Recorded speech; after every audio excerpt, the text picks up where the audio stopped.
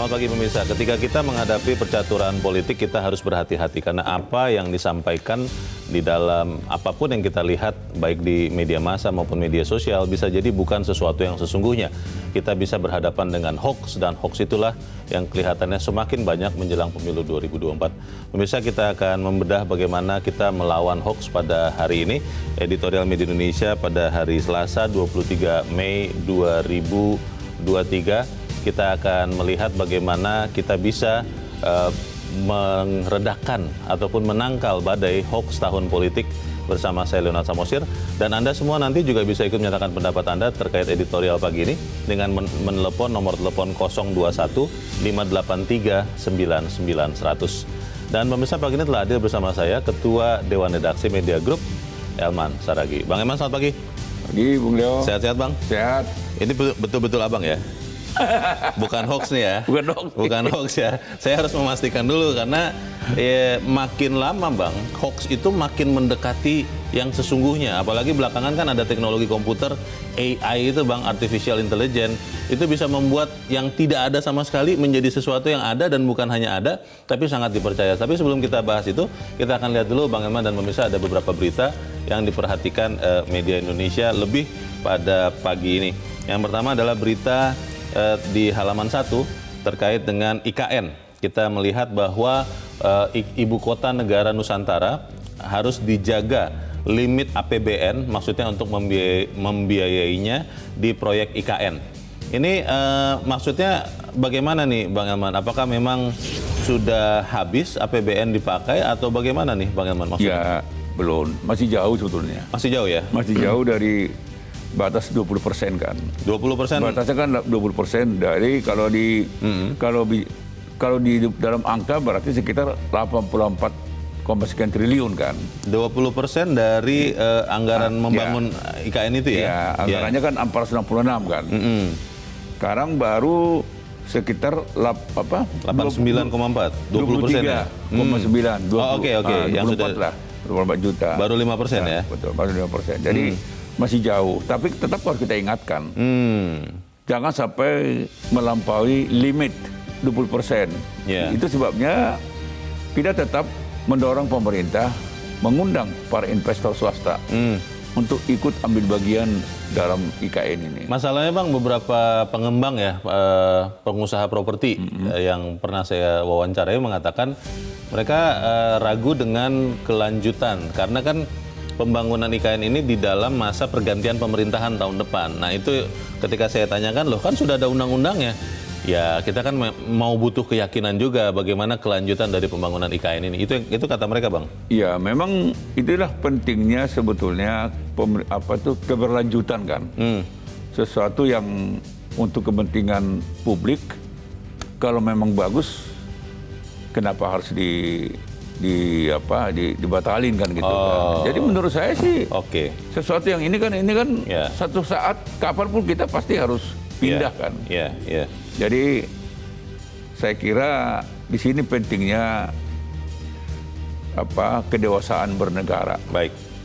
Kita harap memang anggaran negara yang dialokasikan untuk IKN ini benar-benar dijaga, jangan sampai berlebihan. Lalu kita juga berharap ada investor yang mau membangun IKN ya, Bang Elman ya. Baik, walaupun kelihatannya agak seret ya. Bukan agak seret lagi Bang, katanya memang sangat sulit sih. Sulit ya. Tapi tidak tahu lah, kita lihat nanti perkembangannya seperti apa. Kita ke berita selanjutnya di halaman 2. Ini ada berita, jangan beri kemudahan bagi ex-napi korupsi. Maksudnya kemudahan untuk apa ini Bang Elman?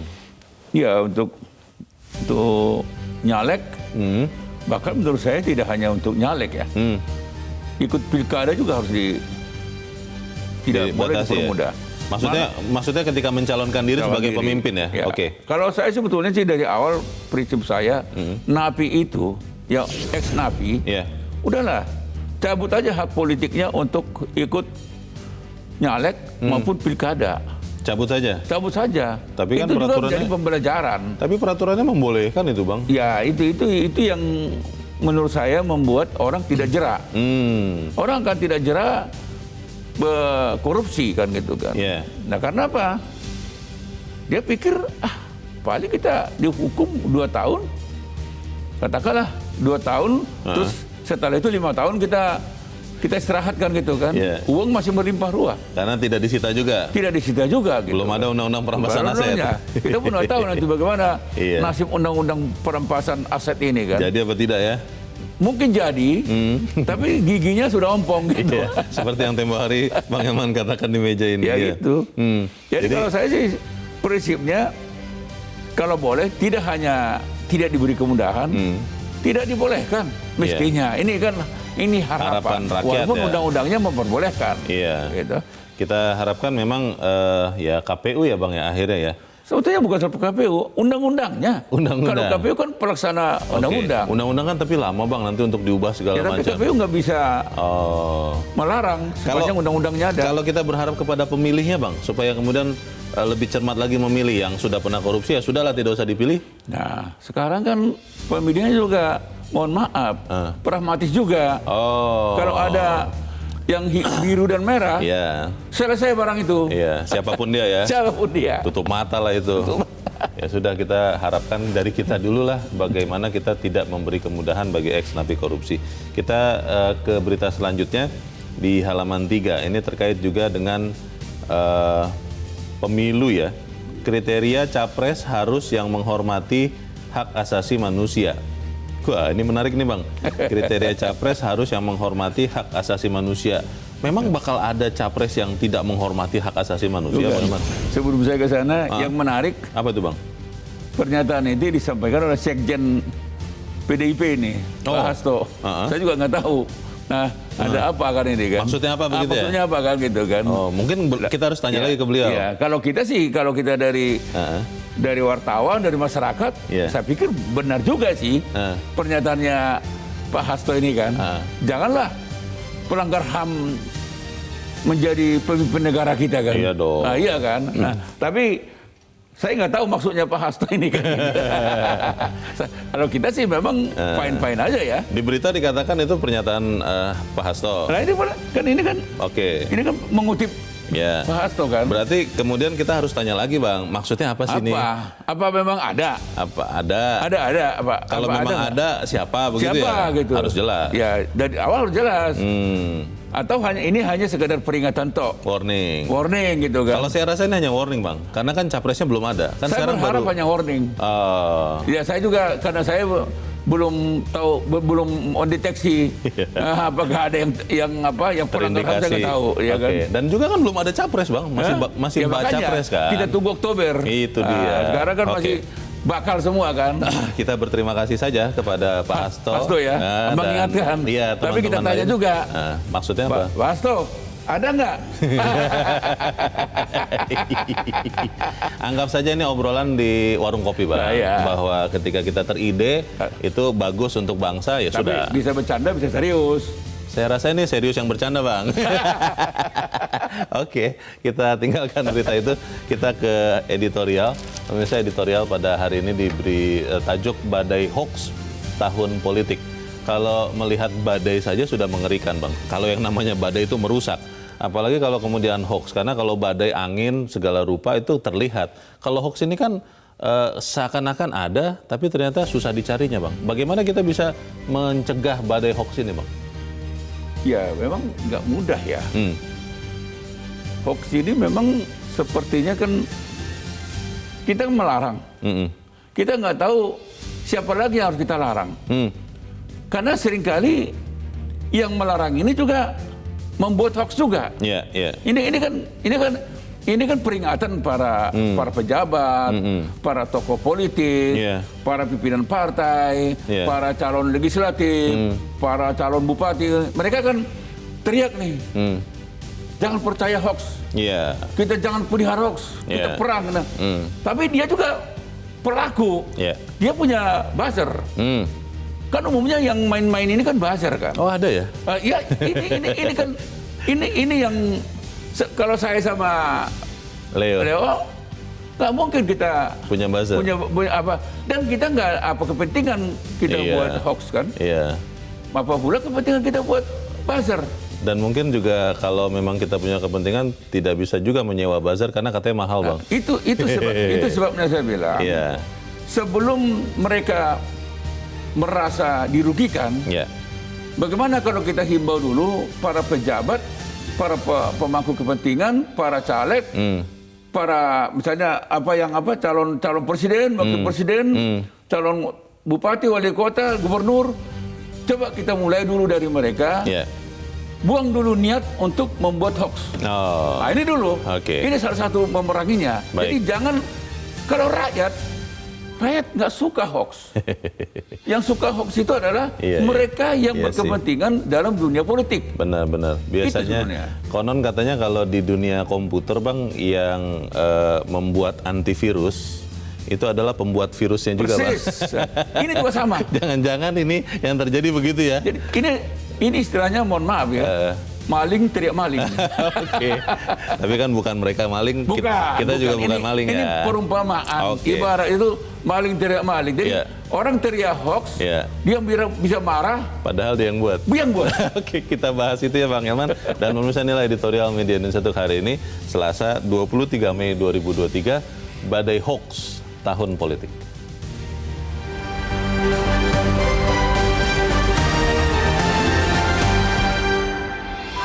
Badai Hoax Tahun Politik.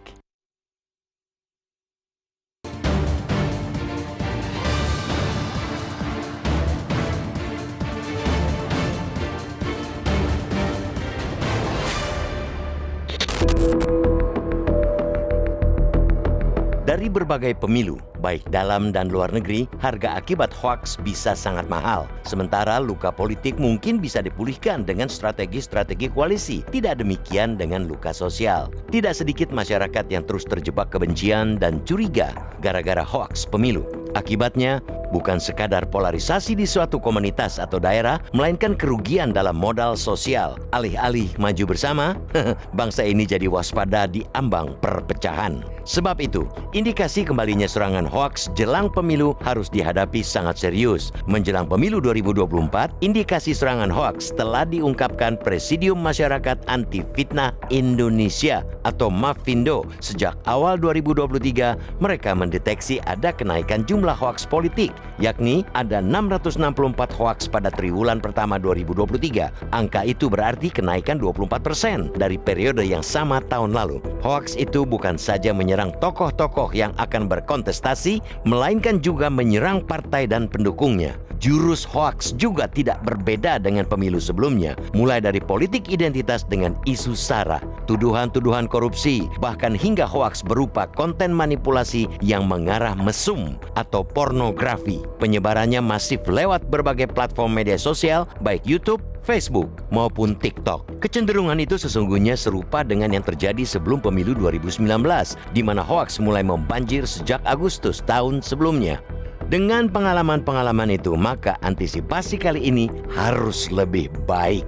Memang, Kementerian Komunikasi dan Informatika sejak 2020 telah menjalankan 3 mekanisme memerangi hoaks. Selain preventif lewat edukasi, dilakukan 2 strategi korektif, yakni penegakan hukum bersama Polri dan patroli cyber 24 jam menggunakan kecerdasan buatan atau AI. Hingga Januari 2023, patrol cyber itu telah menangani 1.321 hoaks politik. Kita berharap penegakan hukum sesuai dengan Undang-Undang 19/2016 tentang perubahan atas Undang-Undang 11/2008 tentang informasi dan transaksi elektronik juga ditegakkan. Sesuai pasal 45 ayat 3 Undang-Undang ITE 2016 disebutkan bahwa setiap orang yang dengan sengaja dan tanpa hak mendistribusikan dan atau mentransmisikan dan atau membuat dapat diaksesnya informasi elektronik dan atau dokumen elektronik yang memiliki muatan penghinaan dan atau pencemaran nama baik sebagaimana dimaksud dalam pasal 27 ayat 3 dipidana dengan pidana penjara paling lama 4 tahun dan atau denda paling banyak 750 juta rupiah. Betul pula bahwa penerapan Undang-Undang ITE 2016 jangan sampai dijadikan alat pemasung kebebasan berpendapat. Namun demikian, sudah saatnya perang terhadap hoaks menjadi lebih serius dengan penggunaan segala instrumen hukum yang ada. Penegakan hukum itu berarti pula tanpa tebang pilih, termasuk terhadap para politikus. Sebab nyatanya, meski tidak terang-terangan menyebarkan berita atau informasi palsu atau tiruan, banyak politikus yang dengan entengnya membuat pernyataan menyesatkan ataupun dengan koneksi yang salah. Hal-hal tersebut jelas masuk dalam kategori hoaks dan sebab itu harus pula ditindak sama seperti hoaks lainnya. Bahkan semestinya, para politikus yang menyebarkan hoaks harus menjadi sasaran utama penegakan hukum. Sebab, sebagaimana hasil survei dan polling Indonesia atau SPIN tahun lalu, sebanyak 20,2% masyarakat meyakini jika sikap politikus menjadi faktor dominan yang menyebabkan polarisasi pemilu. Peran mereka lebih besar ketimbang pemengaruh atau influencer dan pendengung atau buzzer. Sebelum hukum menjerat para politikus penyebar hoaks itu, sepantasnya masyarakat juga membuat filter sendiri. Masyarakat harus mencoret mereka dari pilihan pemimpin. Masyarakat pantas memusuhi politikus hoaks karena merekalah sebenarnya pengkhianat demokrasi. Bahkan tanpa menjadi pemenang pun, mereka sudah bisa membuat kerusakan dengan menambah luka politik dan sosial.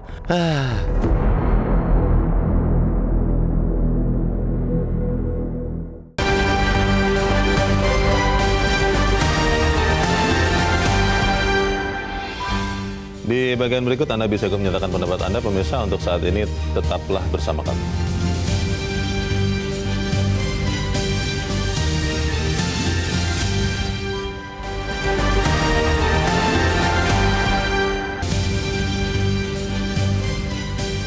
Terima kasih Anda masih bersama kami di Editorial Media Indonesia, dan kita, Bang Elman, sebelum kita berbincang, kita akan bertanya dulu. Saat ini kita sudah terhubung lewat saluran telepon dengan pengamat media sosial Ismail Fahmi. Mas Fahmi, selamat pagi. Selamat pagi, Mas Leo. Ya, Mas Fahmi, disebut-sebut bahwa menjelang pemilu 2024 ini jumlah hoax semakin meningkat. Kalau saya melihat ada hoax-hoax itu 1-2 itu di media sosial Facebook. Kalau menurut Anda benar sinyalemen itu atau bagaimana, Mas Fahmi? Ya, saya kira itu benar sekali ya, karena ada beberapa faktor yang kalau di Facebook, ada lagi kalau melihat di YouTube itu luar biasa, lebih liar gitu ya di YouTube. Karena di sana ada kepentingan channel-channel itu mendapatkan keuntungan finansial ya. Kemudian juga yang nggak bisa kita monitor itu di grup-grup WhatsApp. Nah, itu kan nggak bisa kita monitor. Tapi di grup-grup yang sangat tertutup, artinya karena di grup WhatsApp itu kan grup-grup pendukung pendukung A, pendukung B gitu. Itu hanya keliaran itu ya, informasi atau hoax yang menguntungkan calonnya lah gitu. Jadi karena sesuai dengan ikatan emosi dan seterusnya. Itu susah sekali untuk kemudian dikoreksi. Dan itu saya kira jauh lebih besar daripada yang ada di Facebook dan di YouTube, ya, juga di TikTok gitu. Oke, itu memang meningkat karena kita sudah beberapa bulan lagi menjelang pencoblosan Februari nanti, atau memang itu sesuatu yang masih normal jumlah peningkatannya, Mas Fahmi? Kalau kita lihat, ya, saya amati seperti ini ya modelnya itu. Siapa sih mengambil keuntungan dari berita-berita ini? Paling tidak minimal 2. Ya. Yang pertama itu yang sudah selalu ada itu mereka yang ingin menggali keuntungan dari iklan AdSense. Kalau zaman sebelum YouTuber rame dulu ada blog ya, ada blogspot gitu. Pernah kan juga di Metro TV dulu itu saya di acara Mata Najwa itu dulu ya. Itu dihadirkan itu bagaimana mereka membuat hoax, dan waktu itu tahun 2017 belum eranya YouTuber, tapi ada eranya blogger. Ya. Nah, sekarang ini eranya YouTuber itu banyak sekali. Mereka akan mengambil isu-isu yang lagi rame. Isu apapun yang lagi rame akan diambil. Nah, sekarang kan menjelang 2024. Ini adalah isu yang menjadi top of mind masyarakat, dan itu kemudian yang dipakai. Jadi temanya, jadi topiknya. Artinya dari siapa statement dari tokoh politik ataupun siapapun untuk kemudian ditwist ya jadi bahan itu. Mas Fahmi, yang membuat hoax itu siapa? Apakah memang politisi, partai politik, atau siapa Mas yang biasanya membuat hoax-hoax politik itu? Kalau saya lihat dari laporan cek fakta ya teman-teman Apindo, tadi kemudian saya lihat mana sih yang kira-kira menjadi hoax, ya, sumbernya dari mana. Itu yang banyak mentwist itu sebetulnya malah banyak dari masyarakat akar bawah, ya, yang mereka akan memanfaatkan statement-statement dari tokoh-tokoh politik, mungkin juga survei, dan kemudian media-media mainstream. Kemudian mereka jadikan konten video, konten hoax di WhatsApp, di Twitch sana, di sini, digabungkan sana dan sini. Dan kita nggak tahu itu siapa yang membuat. Kebanyakan akun-akun anonim, ya, yang mereka mendapatkan hubungan dari itu. Itu satu, ya. Kemudian yang kedua, jadi kalau Anda melihat itu condong bahwa yang membuat spontan karena semangat untuk mendukung seseorang atau salah satu kubu, atau memang itu juga diarahkan ya, mungkin dibayar juga begitu oleh politisi-politisi. Bagaimana Mas Fahmi? Kalau saya cenderung melihat ini spontan dari masyarakat yang dapat keuntungan. Ini satu, ya. Makanya yang kedua, ini baru kemudian agenda politik dari para buzzer. Ya, dari buzzer itu mereka punya kepentingan untuk menjatuhkan lawan, kan. Sehingga banyaklah hoax atau informasi salah dibombardir sebanyak-banyaknya. Satu informasi benar dihajar dengan 10 informasi salah gitu. Nah itu kalau seperti itu kan biasanya sudah masuk dari strategi kampanye buzzer atau politik, ya. Mas Fahmi, yang harus dilakukan apa Mas? Apakah itu boleh di take down langsung oleh, saya tidak tahu, Kominfo, apa polisi cyber, atau seperti apa? Itu termasuk nanti pengekangan hak berpendapat atau tidak? Saya kira ini kan bukan hak berpendapat, ya, karena ini isinya kan jelas informasi yang salah. Kalau mereka menyampaikan pendapat, opini, fakta, itu nggak apa-apa. Tapi ada niatan kemudian untuk menjatuhkan informasi yang benar-benar salah, ini saya kira. Jadi harus di take down saja, ya? Tapi masalahnya kalau di take down itu kan butuh waktu yang lama ya untuk take down itu. Saya lebih, karena melihat jumlahnya itu luar biasa besar, kita nggak akan bisa mengejar seperti Kominfo atau Polri, nggak akan bisa mengejar semua. Sehingga yang harus dibangun itu adalah edukasi ke masyarakat. Teman-teman media kan selalu melakukan fakta, ya. Tapi untuk sementara Mas, sambil menunggu masyarakat paham, itu take down kan efektif ya, boleh dilakukan ya Mas Fahmi, ya? Saya kira boleh, itu kan informasi yang salah, ya. Informasi masalah itu harus di take down kalau memungkinkan. Jelas itu bentuk fitnah, jelas itu bukan hoax. Baik, terima kasih Mas Ismail Fahmi sudah mencerahkan kami pagi ini. Selamat pagi Mas Fahmi. Selamat pagi Mas. Bagaimana kalau konten-konten hoax itu di medsos ya, di take down? Ada beberapa orang yang mengatakan, oh itu pengekangan, itu represi, itu menekan kebebasan berpendapat. Bagaimana Bang? Harus take down. Harus di take down. Itu bukan kebebasan berpendapat. Masuk berbohong, fitnah, berdusta, membuat bangsa ini pecah belah. Masa itu kebebasan berpendapat? Itu salah ya? Salah. Itu pidana sebetulnya. Pidana. Nah, bukan hanya di take down sebetulnya. Ya. Pelakunya harus diganjar dengan undang-undang ITE. Ditangkap? Tangkap, itu kan 4 tahun kan? Maksimal ya? Maksimal. Dan denda 750 juta. Menurut saya, patroli cyber harus betul-betul meningkatkan kewaspadaannya. 24 jam dia harus melakukan patroli. Dan orang-orang ini tidak cukup hanya minta maaf. Tangkap, adili, masukkan ke penjara. Dan tidak cukup hanya dengan maaf. Tidak cukup, itu yang membuat mereka tidak jerak. Jujur aja, karena saya tahu di negara-negara maju juga hoax ini populer ya. Menjadi masalah juga. Enggak terlalu banyak masalah karena masyarakatnya sudah sangat maju. Sudah berpendidikan yang cukup. Jadi hoax itu bisa terkalahkan oleh tingkat kesadaran masyarakat. Kalau di Indonesia hoax itu unggul dari kesadaran masyarakat. Belum lagi ini kan sebetulnya hoax ini bisa berkembang, bisa tumbuh subur karena memang koran-koran apa itu media mainstream, media arus utama ini kalah. Literasinya jadi kurang. Artinya kalau media mainstream ini, arus utama ini tetap unggul, hoax itu kalah. Tapi yang terjadi kan hoax memenangkan pertarungan. Itu yang saya mau katakan, tidak cukup hanya take down. Pelakunya tangkap, adili, jopos ke penjara. Pertanyaannya Bang Elman, take down, kemudian kejar, tangkap, pidanakan, itu kan harusnya dilakukan. Tapi kalau kemudian ternyata yang melakukan itu, yang pertama mungkin tidak tertangkap, siapa tahu sangat jago begitu Bang. Lalu yang kedua katakanlah tertangkap, tapi ternyata adalah orang-orang dalam tanda petik kuat. Apakah para penegak hukum ini berani menegakkan itu Bang?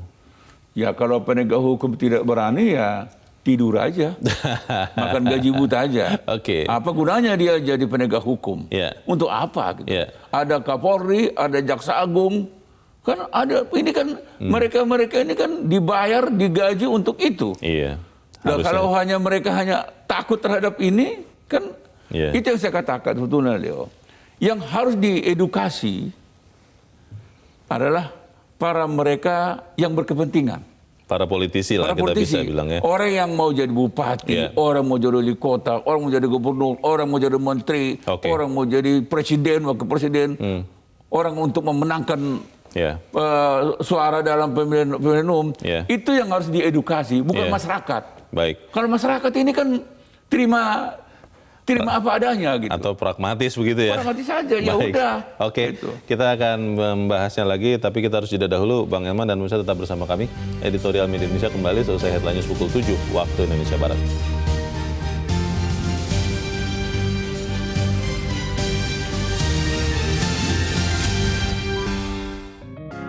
Media Indonesia mengajak Anda untuk mengakses fitur premium e-paper. Dengan sajian konten berbasis intelektual dan meneguhkan kebangsaan, Media Indonesia tampil dengan lebih dinamis melalui e-paper Media Indonesia yang dapat Anda akses kapan saja, di mana saja. Caranya mudah, download aplikasi Media Indonesia di Android atau ketik link epaper.mediaindonesia.com atau bisa scan QR code pada layar kaca Anda. Klik tab e-paper di bagian samping layar tablet Anda. Daftarkan data diri, serta pilih paket berlangganan e-paper Media Indonesia sesuai dengan kebutuhan Anda. Nikmati juga bonus spesial tambahan 4 halaman rubrik fokus setiap hari. Semua bisa Anda dapatkan hanya di e-paper Media Indonesia. Untuk informasi lebih lanjut, hubungi customer service di nomor 0811 1201 2018 atau kunjungi media sosial @mediaindonesia. Media Indonesia, referensi bangsa. Terima kasih pemirsa, masih bersama kami di Editorial Media Indonesia dan kita masih membedah bagaimana badai hoax di tahun pemilu. Dan sekarang waktunya kita Bang Elman untuk juga mendengarkan pendapat dari pemirsa Metro TV. Saat ini kita sudah terhubung dengan pemirsa Metro TV di Temanggung, Jawa Tengah. Ada Pak Sukarwan. Pak Sukarwan, selamat pagi. Iya, selamat pagi Bang Leo, Bang Helman Saragi, Metro TV, selamat pagi. Selamat pagi, silakan Pak Sukarwan, pendapat Anda Pak. Begini Bang, kecanggihan teknologi itu memang sudah membuat luar biasa informasi. Nah, saya sangat apresiatif Partai Nasdem telah membuat tim pencegahan hoax. Yang kedua, petinggi Partai Perindo juga menyatakan orang yang membuat hoax atau yang menyebarluaskan hoax, meneruskan atau yang mentransmisikan harus dikenai konsekuensi hukum. Itu saya setuju. Memang, Bang, sekarang tuh perkembangan teknologi sangat masif dan begitu tuh hoax, baik dalam bentuk informasi apapun, terutama di TikTok tuh juga harus kena sanksi hukum ini. Karena masyarakat yang mindsetnya berpendidikan, mohon maaf, yang pendidikannya rendah, dengan hoax itu ditelan mentah. Dan apalagi ini tahun politik menjelang pemilu, banyak orang memanfaatkan itu kan menghasut. Dan sebagian besar hoax itu mesti negatif lah, tidak benar. Apalagi sampai pencemaran nama baik. Sehingga ini sangat setuju Partai Nasdem telah membuat tim yang akan mencegah hoax. Dan tindak lanjutnya itu harus kena sanksi hukum nih, konsekuensinya. Apapun harus kena sanksi hukum ya. Oke. Baik, terima kasih Pak Sukarwan di Temanggung, Jawa Tengah untuk pendapat Anda. Selamat pagi Pak. Di belakang Pak Sukarwan ada Pak Sunoto di Cirebon, Jawa Barat. Pak Sunoto, selamat pagi. Selamat pagi Bang Leo dan Bang Elman Saragi. Selamat pagi Pak Sunoto. Silakan Pak, pendapat Anda Pak. Jadi dengan kemajuan dunia IT dan manajemen information system, hoax itu adalah sesuatu yang sangat natural Artinya pasti dan pasti terjadi.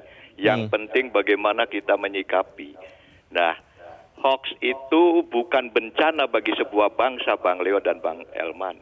Ya, Pak. Bencana yang paling dahsyat buat sebuah bangsa ketika bangsa tersebut tidak pernah berhasil memilih pemimpinnya yang qualified. Itulah bangsa yang paling bahaya yang paling besar, bencana paling besar. Yang kedua, yang harus bersikap bijak terhadap hoax yang bertebaran itu adalah para pengelola negara dan para politisi. Nggak perlu menasihati rakyat lah. Rakyat udah jengah. Coba dari zaman Republik ini berdiri, jangankan mewujudkan kesejahteraan rakyat semesta, mewujudkan kesejahteraan bagi petani dan nelayan aja tak mampu. Lantas di mana kiprahnya para politisi? Jalan di mana-mana rusak. Di Cirebon itu Bang Elman, Bang Leo, sampai demo jalan digali ditanemin pisang, digali direndam air kemudian pada mancing. Tapi bupati dan wali kotanya diem, tak ada respon. Kalau di bahasa kami di Quran, Mbak, itu ada Al-Baqarah 18 itu bunyinya sumum bukmun umyun rajiun, itu artinya mereka bisu, buta dan tuli, dan dia ada tempat untuk mereka kembali.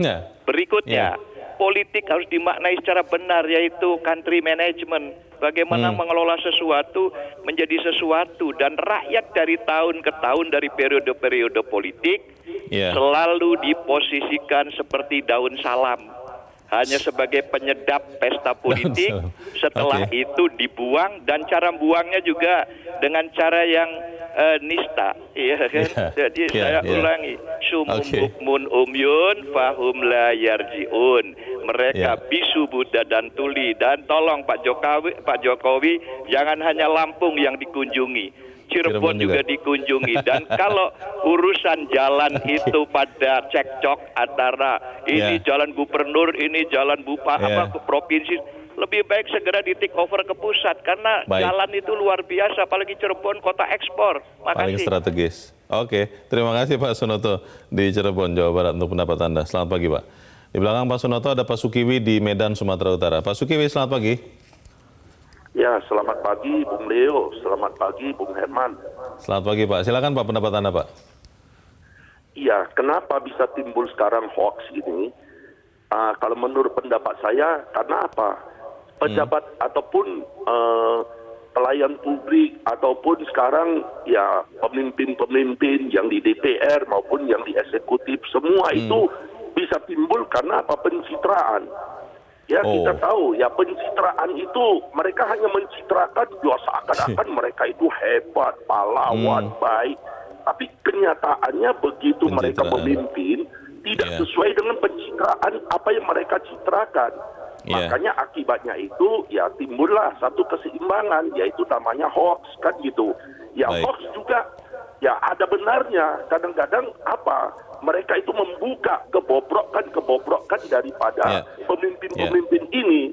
Tapi ya kita sebagai masyarakat kecil ini kadang-kadang juga harus berhati-hati. Ada juga hoaxnya itu, hoaxnya di dalamnya itu ada kebencian, ada persaingan, ada iri. Itu yang tidak boleh terjadi. Kalau itu terjadi, bisa terjadilah namanya adu domba. Adu domba, bangsa ini dipecah belah. Ya, bangsa kalau udah terpecah belah itu sangat berbahaya. Ya, jangan sampai itu terjadi. Ya, masyarakat dan juga siapa yang mau memimpin ini harus benar-benarlah orangnya. Baik. Terima kasih Pak Sukiwi di Medan, Sumatera Utara untuk pendapat Anda Pak. Selamat pagi. Menarik pendapat dari para pemirsa Bang Elman, yang tadi Pak Sukarwan senada dengan Bang Elman bahwa yang menyebar hoax ini bukan hanya harus di take down kontennya, tapi harus dihukum. Bagaimana Bang? Ya, jadi memang ya pertama saya mau nanggapi dulu Pak Sunoto ya. Pak Sunoto ya. Jadi memang mungkin jeritan hatinya Pak Sunoto ini baru bisa terobati kalau Pak Jokowi ke Cirebon ya. Memperbaiki jalan di sana itu. Ya pura-pura jalan aja. Seperti kejadian di Lampung. Di Lampung sama Medan kan. Medan korbannya kepada dinas PU loh. Copot kan. Iya, akhirnya. Mungkin di Cirebon kalau datang dia nggak tahu siapa yang mau dicopot kan gitu kan. Tapi emang itu sebelumnya nggak bagus. setelah menunggu presiden baru semua baru. Nah, itu. Jadi Pak Sunoto kita minta sabar. Besok mungkin presiden datang ke Cirebon. Karena mendengarkan suaranya sekarang ya. Jadi menyangkut soal hoax ini, memang seperti baik Pak Sunoto maupun Pak Sukarwan tadi kan. Pak Sugiwi. Memang kalau menurut saya patroli cyber tadi kan Pak Kapolri membentuk tim. Kalau saya menyarankan kepada Pak Kapolri, tim ini nggak usah ke masyarakat. Coba difokuskan aja untuk para politisi aja. Politisi yang berkepentingan, yang berkepentingan untuk 2024. Siapa yang berkepentingan? Kalau masyarakat ini kan korban. Yang menyebarkan hoax ini juga kan itu juga korban karena dia nggak punya uang. Dia disuruh apa dia dapatkan gitu.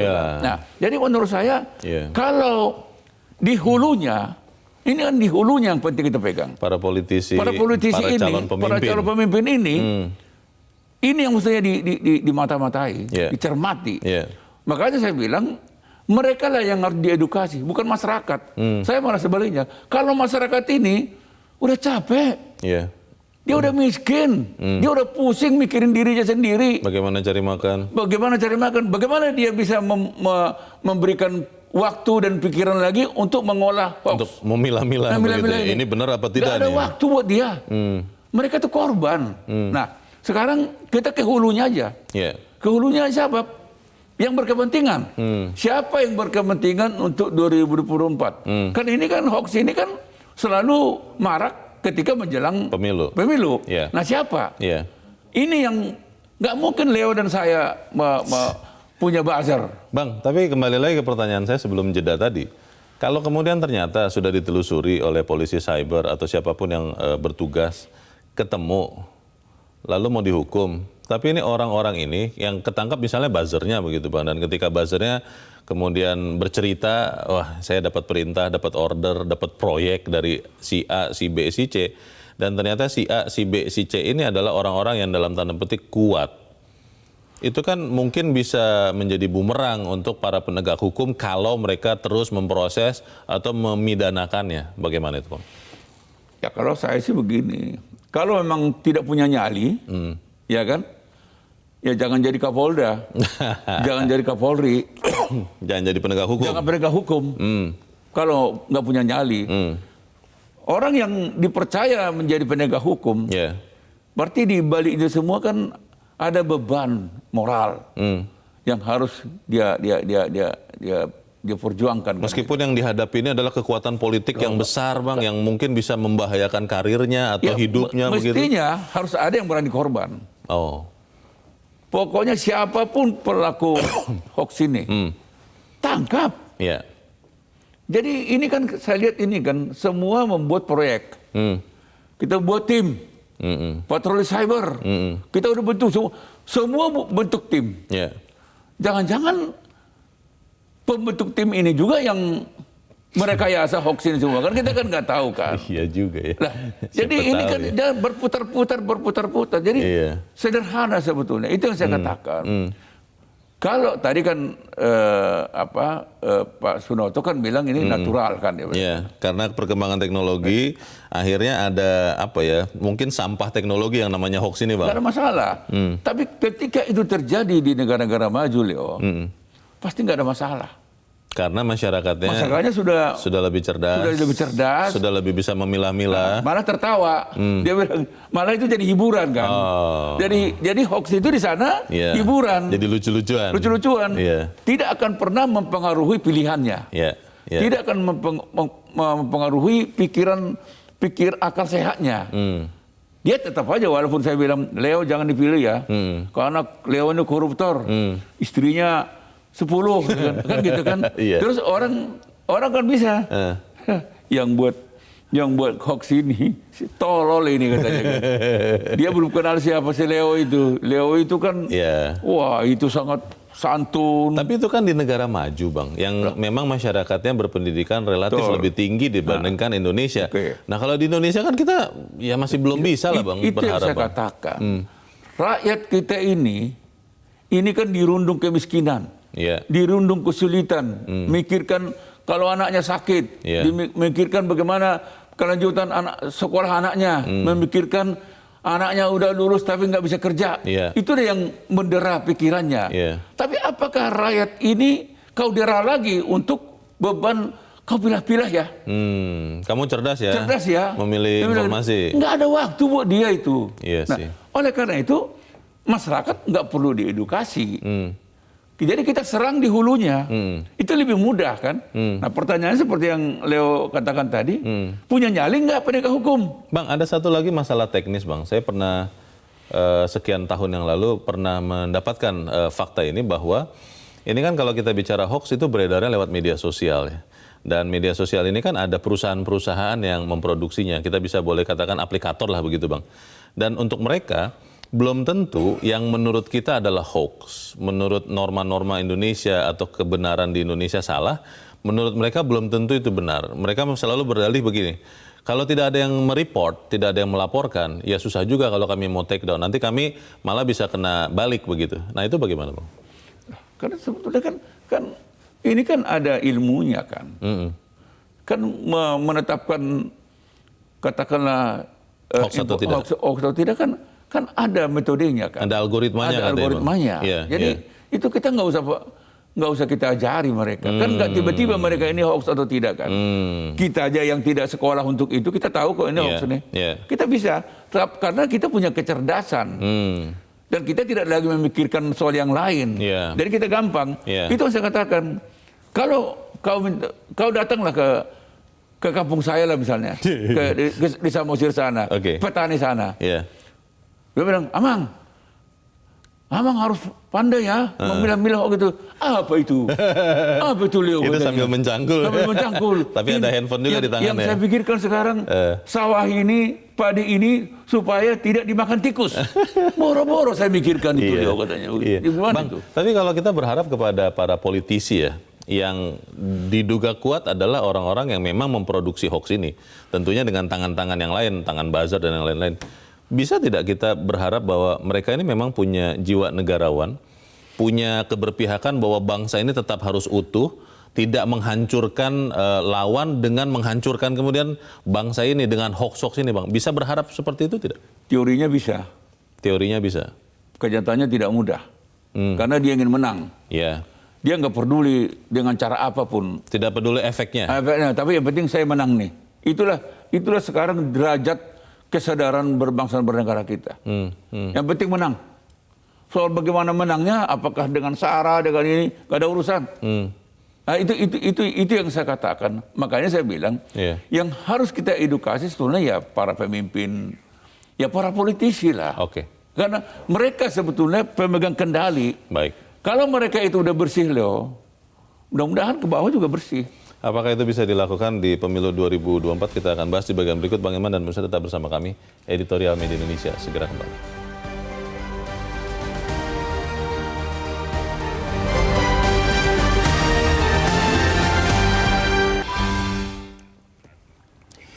Terima kasih pemirsa, Anda masih bersama kami di Editorial Media Indonesia dan kita ada di bagian akhir diskusi kita pagi ini. Bang Elman, kan kita berharap ya bahwa pemilu itu pesta demokrasi dan yang namanya pesta itu kan harusnya bersukacita, riang gembira, tidak menjadi musuh-musuhan, tidak menjadi ya paling parah bunuh-bunuhan, dan itu kan juga ditentukan dari apakah hoax kali ini benar-benar kita bisa bendung. Bagaimana Bang? Ya, saya tetap itu kan harapan. Harapan kita bisa kita bendung.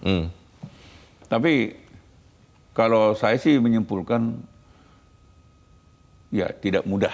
Walaupun saya katakan dalam hati saya, nggak mungkin. Tidak mungkin. Kita bilang nggak mudah lah. Abang sangat ragu? Sangat ragu saya. Karena itu tadi kan saya jelaskan sama Bung Leo. Sepanjang para pemimpin kita ini yang ingin berkuasa ini, tujuannya hanya untuk berkuasa, menghalalkan segala cara. Semua akan dihalalkan gitu. Dan ini yang yang saya harapkan sebetulnya dalam perhelatan Pilpres terutama untuk 2024 ini. Saya mohon siapapun capres, siapapun cawapres dan berapa pasang pun itu, cobalah mereka berembuk dan ikhlas ya. siapapun di antara kita menang, kita dukung. Bisa itu, Bang? Nah, memang itu caranya untuk mengurangi hoax ini. Jadi, tapi itu juga harus di breakdown ke bawah, bahwa mari kita edukasi, kita punya tim sukses, supaya tidak melakukan kecurangan-kecurangan. Karena tadi kan udah janji, siapapun di antara kita yang menang, kan tujuan kita adalah bagaimana memerdekakan bangsa ini, mensejahterakan rakyat ini kan. Kan sebetulnya kalau itu tujuan, selesai. Tapi ketika tujuannya, kalau saya menang, saya akan bagi sama si Leo proyek, saya akan kau jadi menteri ini. Mestinya gak usah dipikirin itu. Karena toh sebetulnya kan mereka kan berjuang untuk melayani kan. Betul. Yang repot adalah mereka berjuang untuk dilayani. Dan ini yang terjadi, Leo. Sakit sebetulnya rakyat ini. Makanya begitu ada sedikit kegoncangan, ambruk kan. Saya ingat di pemilihan presiden di Amerika Serikat, Bang, waktu Barack Obama pertama kali terpilih, saya nonton di dokumenternya. Oponennya waktu itu, kandidat pesaingnya adalah John McCain, yang ketika kampanye atau para pendukungnya sudah mulai menyerang dengan cara yang salah, dan itu menggunakan sara soal warna kulit. Itu John McCain, walaupun itu sebenarnya bisa menguntungkan dirinya, tapi dia menyetop apa yang dilakukan para pendukungnya. Dia mengatakan secara terbuka, walaupun tidak populer, dia bilang itu salah. Kita tidak boleh membuat bangsa Amerika Serikat, beliau mengatakan, terpecah belah. Bisa tidak kita lihat itu terjadi di Indonesia, Bang? Kalau kita lokalisir pencalonan presiden 2024, bisa tidak kita lihat siapapun itu, Bang? Kalau mereka mau, 2024 ini, mestinya bisa, Leo. Karena kan gini loh, kalau kita lihat tantangan ke depan ini kan, ini kan dahsyat ini, Leo. Belum tentu kita bisa selamatkan. Siapapun presidennya. Siapapun anggota DPR. Maka itu mestinya siapapun yang menang dalam perhelatan ini, kita support. Baik. Dan kalau itu tujuan kita bersama, ini hoax ini bisa lenyap ini. Oke. Jadi mudah-mudahan di antara mereka nanti yang bertarung, berkompetisi dalam Pilpres nanti, mohon yang kau pikirkan adalah bagaimana melayani rakyat. Baik. Bukan untuk melayani kau atau untuk kau akan membagi-bagi kursi, membagi-bagi proyek, dan sebagainya. Akhirnya apa? Negara ini pasti hancur. Baik. Kita harapkan para calon pemimpin bangsa benar-benar memikirkan bangsanya. Bang Elman Saragih, terima kasih sudah hadir tempat ini. Selamat pagi, Bang. Pemirsa, sebelum hukum menjerat para politikus penyebar hoax, sepantasnya masyarakat, Anda dan saya, juga membuat filter sendiri. Masyarakat harus mencoret mereka dari pilihan pemimpin. Masyarakat, saya dan Anda pantas memusuhi politikus hoax karena merekalah sebenarnya pengkhianat demokrasi. Bahkan tanpa menjadi pemenang pun mereka sudah bisa membuat kerusakan bangsa ini dengan menambah luka politik dan sosial. Saya Luna Samosir, terima kasih Anda sudah menyimak editorial Media Indonesia untuk pagi ini. Terus jaga kesehatan dan kewarasan Anda. Selamat pagi, sampai jumpa.